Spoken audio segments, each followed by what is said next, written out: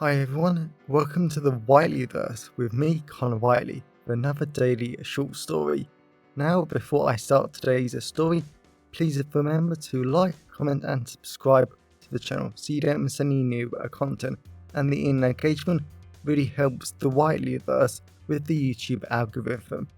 Also, if you want to buy this short story and any of my other fiction, then they're available from all major ebook retailers and at your local bookstore and local library if you requested, and you can order paperback copies from Amazon. Now, here's today's short story. I hope you enjoyed just as much as I did writing it. So close to death. Everyone thinks in Hell's Place, the strange former council estate where people die, disappear, or other twisted and weird things happen every day, that I'm immortal. They firmly believe that I cannot die. I am all-powerful, and I like people thinking that.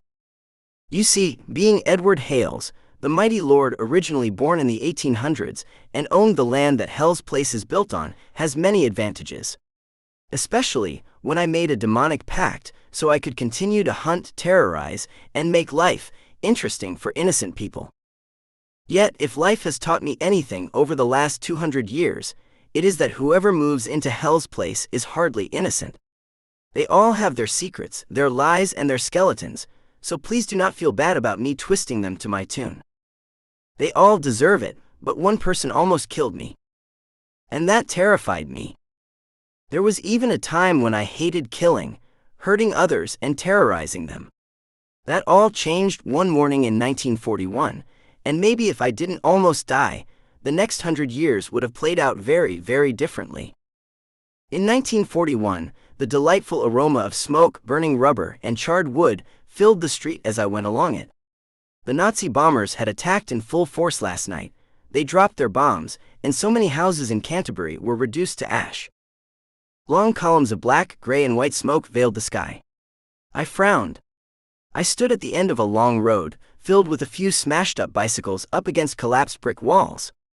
A few middle-aged couples, elderly people, and even a young woman in nothing more than rags were standing outside their homes. The young woman definitely caught my eye in her casual shirtwaist dress. It perfectly highlighted her sexy body, her thin waist, and I certainly wouldn't mind taking her out of it. A cold wind brushed my cheeks. I felt a pressure build against my mind, and I couldn't help feeling like a threat was coming towards me. I looked round. I couldn't see anyone else, and I focused back on all the people outside their homes. They were all looking at the 3 bombed, burnt-out houses in the middle of the street. The red excuse of a fire truck that was nothing more than a red eyesore was a hive of activity as the local volunteers struggled to put out the fire. A few elderly people noticed me. A woman cocked her head and pointed at me. The woman wore a black pin-up dress, and I couldn't deny she might have been old, but the fitted waist and the flared-out skirt suited her. No one else paid me any attention besides her, but I understood what she was looking at. Unlike all the other middle-aged and elderly men in the street, who wore the horrible rayon wool blend suits because of fabric rationing, I was wearing an expensive silk suit. My suit didn't have the horrible boxy structure, broad shoulders, and cinched waists that were so typical of the 1940s. I had the power, the money, and the resources to get away with good fashion. There was no way I was looking like a 1940s man, even if my life depended on it.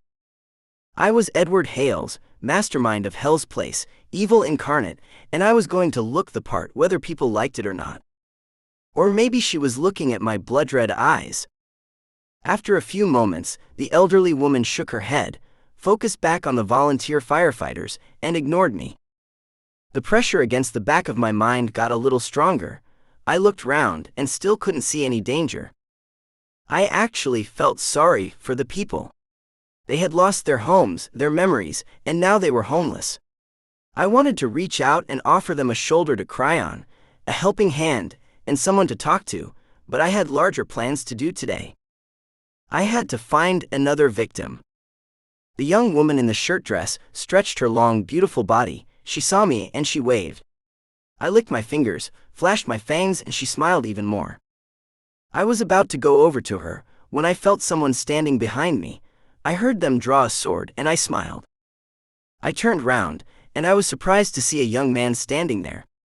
He wasn't wearing a single-breasted suit, synthetic clothes, or anything like a man from the 1940s.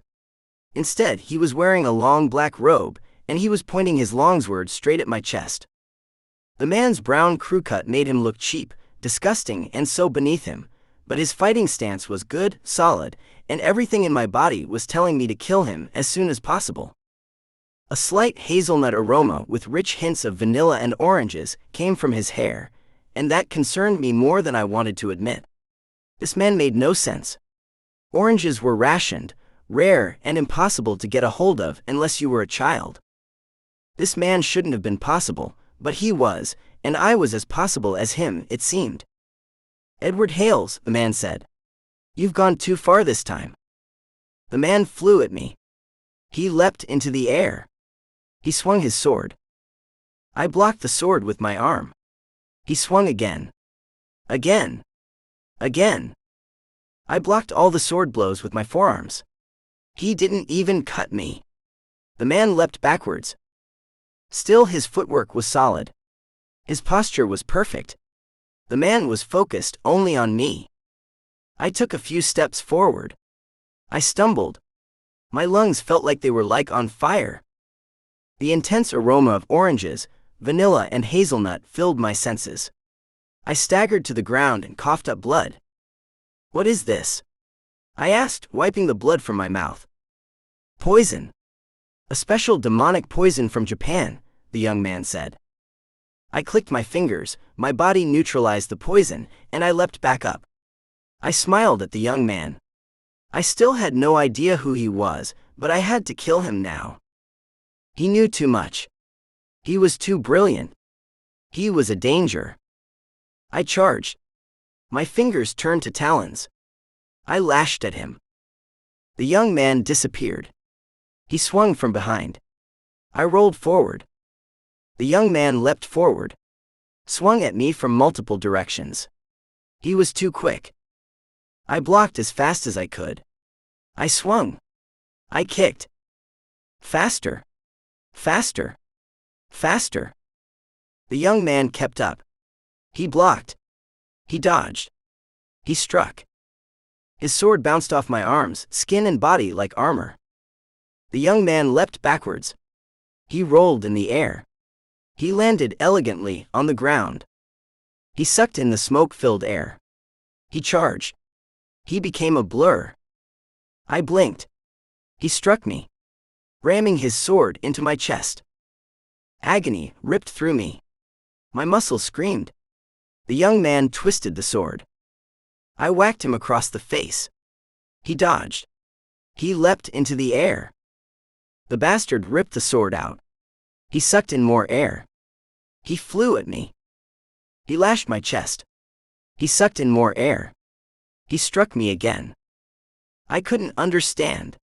He was so quick. So deadly. So skilled. I swung wildly at the air. Again. Again. Again. I kicked. Punched. Lashed in all directions. He dodged all my attacks. He laughed. He backflipped. I just looked at him.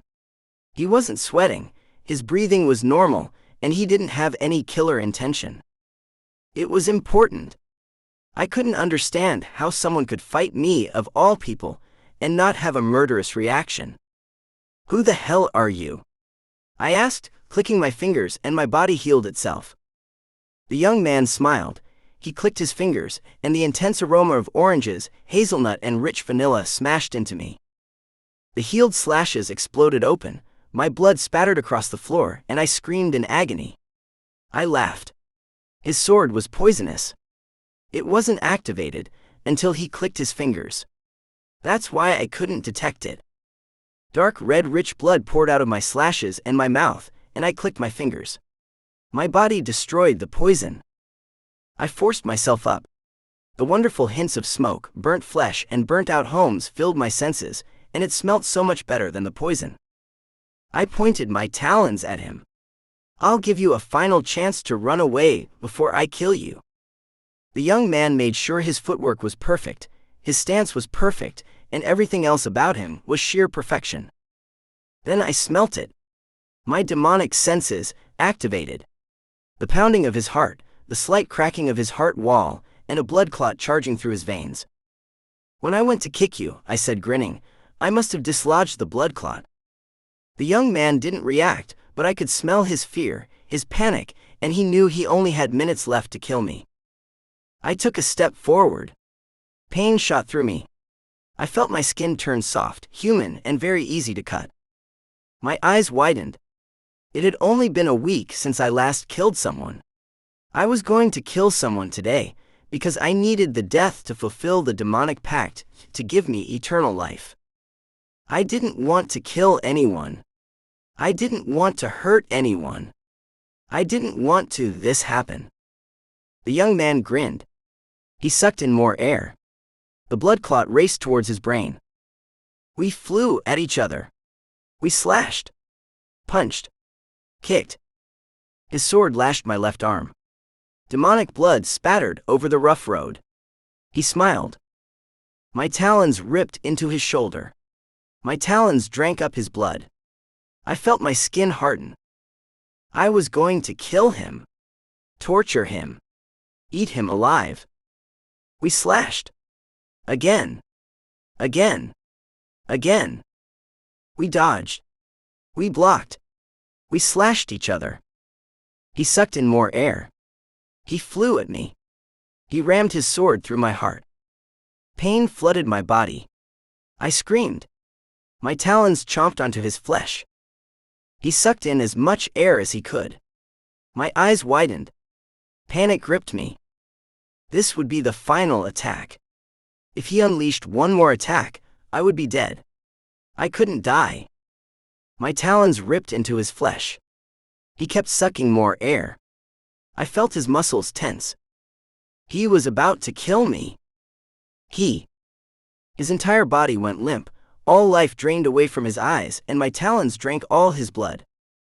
I hugged the young man as tight as I could, and I forced my body to absorb him. I frowned as the foul hints of rich vanilla, hazelnut, and oranges lingered on my tongue. My body smashed up the poison, and the young man really was a clever bastard. The young man had been eating the demonic poison every day for a year to make sure it was all over his body. I hated crushing his bones, chomping into his flesh, and snapping his joints, but I needed the life force. A moment later, the young man was erased from the physical world as I finished devouring him. I felt my skin harden like diamonds, and I felt alive and free again. I smiled at myself as I healed my entire body, including my punched heart. I turned round. The volunteer firefighters were finishing up with the 3 burnt-out houses. The elderly woman in the pin-up dress stared at me in utter horror, like she had witnessed the entire thing, and the cute young woman in the shirt dress was still smiling at me. No one else was paying any attention to me. My body finished digesting the young man. I scanned his memories, and it turned out there were still demon hunters in the world. And I had killed the young man's mother 2 years ago, so he wanted revenge. He had trained every second of every day as he traveled the world seeking a way to kill me, and he had found it in Japan. Thankfully his sword skills and his poison were no longer a threat to me. I licked my lips at the young woman, because I was so done playing nice, only killing once a week and caring for other people. I was looking forward to all the idiots that would die in this world war, and I was going to make sure I was the winner. I had almost died. I had almost suffered. I had almost felt the ultimate pain of death. I was never allowing that to happen ever again. I was Edward Hales, evil incarnate, and I was going to live forever. No matter what idiot, no matter what young man, no matter who tried to stop me. I was going to live and never get so close to death ever again. Now, if you please excuse me, I had a young woman to eat. Welcome back everyone, it's me again, Connor Whiteley. So I really hope that you enjoyed today's story, because I flat out love writing, creating stories and sharing them with you. If you really enjoyed today's story, then please remember to like, comment and subscribe to the channel so you don't miss any new content, and the internet engagement really helps the Whiteleyverse with the YouTube algorithms. And if you want to buy this short story or any of my other fiction, then they're available from all major ebook retailers, and you can get them from your local library if you requested, and you can order the paperback copies from Amazon, your local bookstore or local library if you request it. Lastly, if you want to support the channel on a one-off basis, then you can now buy me a coffee at buymeacoffee.com/Connor Whiteley. Also, if you know anyone who would enjoy today's story, then please share it with them. I'm always really grateful when you wonderful people help spread the word about the channel. So, thanks for watching the Whiteleyverse, and I'll see you again soon. Have a great day, everyone.